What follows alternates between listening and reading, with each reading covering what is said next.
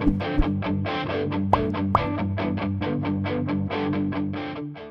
name is Kleinschmidt. I'm currently an ASAC, which is an Assistant Special Agent in Charge here at the DEA Drug Enforcement Administration. During 2011, during my first tour here with DEA Detroit, I was a group supervisor in charge of Enforcement Group 3. Enforcement Group 3 was the investigative group that handled the Leo Sharp investigation. So Kent, you worked on this case that the movie is about. Are you looking forward to seeing the movie? I am.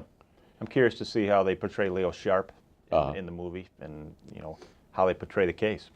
Are you expecting they'll take some liberties that are beyond the facts, or? Yeah, based on the trailer, I think they've taken some already. Yeah. But that's kind of it's for entertainment purposes, and we didn't have all the answers anyway in the case, so they got to fill in some of the voids.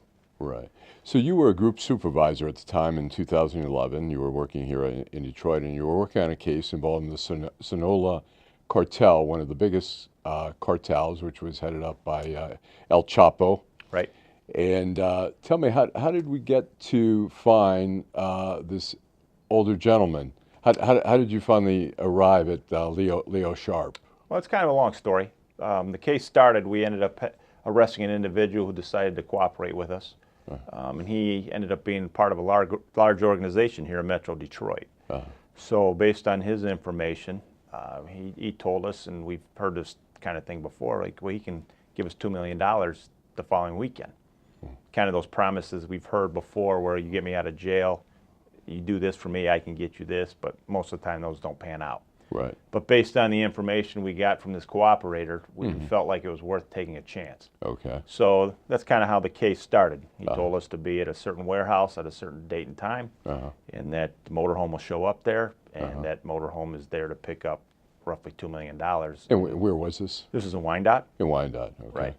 So based on his information, we set up surveillance on the warehouse, and sure enough, within the short period of time, we watched a motorhome show up at the warehouse. Bags were loaded into the motorhome, and then we followed that motorhome away. And we later stopped the motorhome just on the west side of Ann Arbor, and ultimately seized $1.9 million in U.S. currency hidden within the motorhome.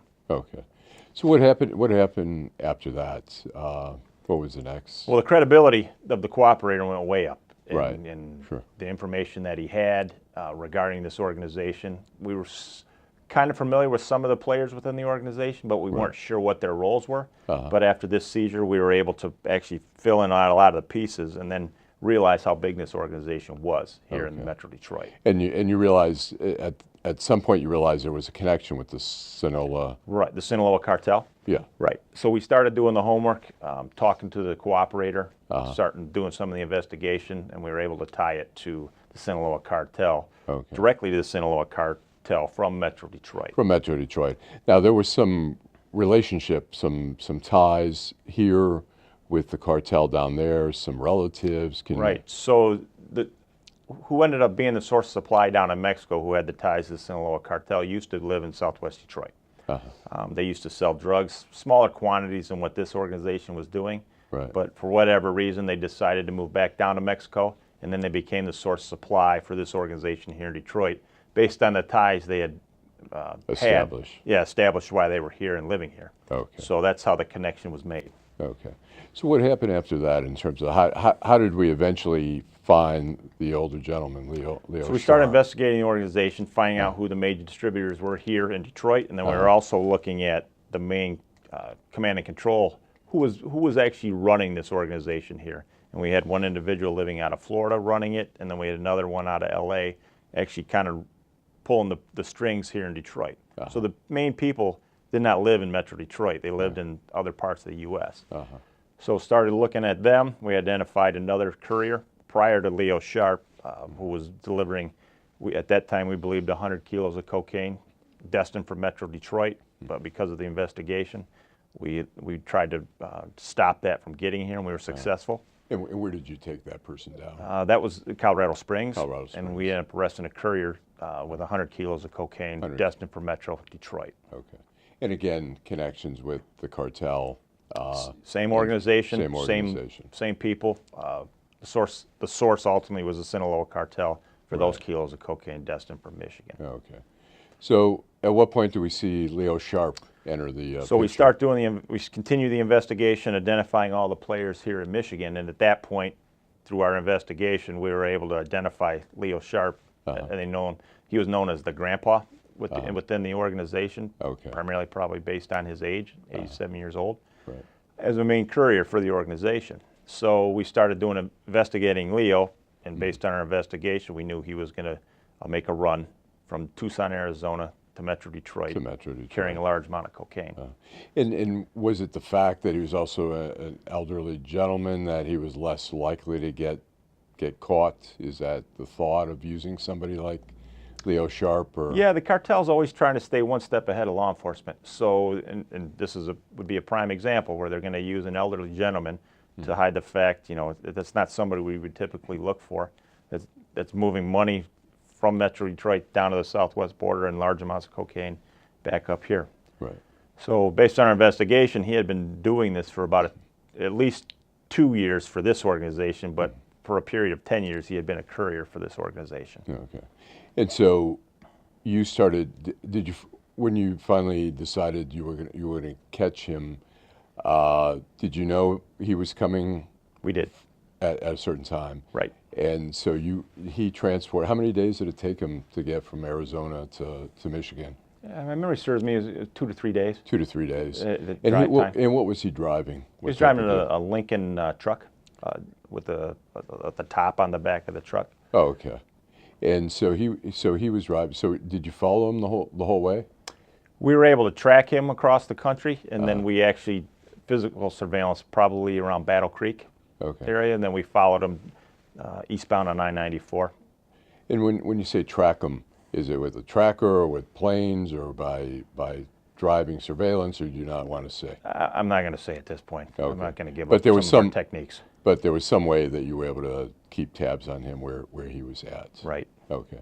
So finally, he was on I-94 in Chelsea, and Yep. this was 2011. Right. October 21st, 2011. 2011.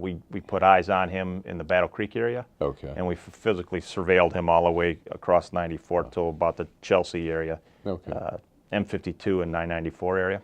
And did you do a traffic stop? Or We coordinated with the Michigan State Police Uh-huh. for the traffic stop, Uh-huh. and then they conducted the stop on behalf of DEA Uh-huh. and conducted the traffic stop in the rest area just past M52. And did on they do eastbound the search? I-94. Did they search the? They did. They searched the vehicle. Was it hidden or was it out in the open? Just in the bed of the truck. And 100. You were saying 100 and 104 kilos of 104 cocaine. kilos. Yes. And the kilos were going for what, about At that time, they were about $30,000 a piece, 30,000 wholesale. a piece? Okay.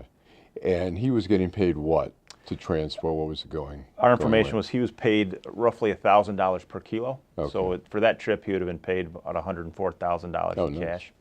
It's a nice haul. For that trip, yes. Yeah.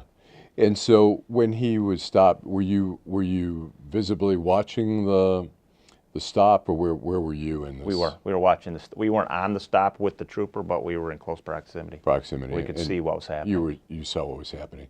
And so, at what point do you enter the picture there? Do you make the arrest, or do the state police? Trooper make- ultimately makes the arrest, and then we follow up, and then we did the follow up after the initial arrest by the state trooper. Okay. And when you say the follow up, what is that? What is Interview Mr. Sharp, or attempt to interview Mr. Sharp. it?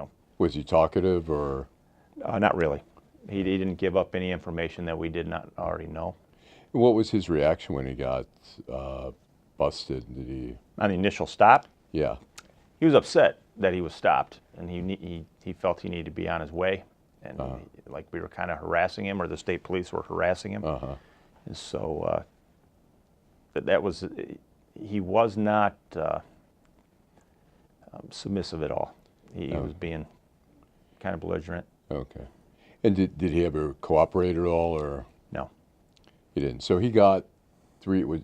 he was sentenced to 3 years in federal court here 3 in years Detroit. here in Detroit. Right. And so he served. Did he serve all of that, or did just No, part? he was released early. My understanding, he had terminal illness, Okay. so he was released early from prison, Okay. and then he has since passed. Okay.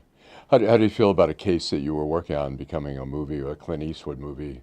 I think it's great. I think it showcases what the men and women of DEA do on a daily basis and the type of cases that we're doing, and that somebody's out there and actually looking at these organizations. Right. But on the other hand, it also, in a bad way, it sheds a light on how bad the drug problem here is in Metro Detroit. Right. The volume of drugs that came into Detroit, or Metro Detroit itself, was staggering. Right. Even to, myself, who's been doing this a while, right. The amounts were still over the top.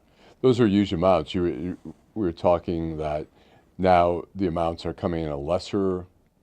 Well, that we were still seeing the lesser amounts back then. That's why it was kind of unusual to see an organization of this size bringing these amounts all at once. I see. Where we still see the 20 to 30 kilo size organizations where they're bringing that in, every month or every couple months, versus 100 to 300 kilos every month. Right. So the size of this organization and the amount of money and drugs that they were bringing in was staggering. So I'll follow up and see how you like the movie after. So you'll be seeing it tomorrow night. I will. Okay. I'll see it tomorrow night. Okay. Thanks for taking the time out. You're welcome. Appreciate it. Thanks. Thanks.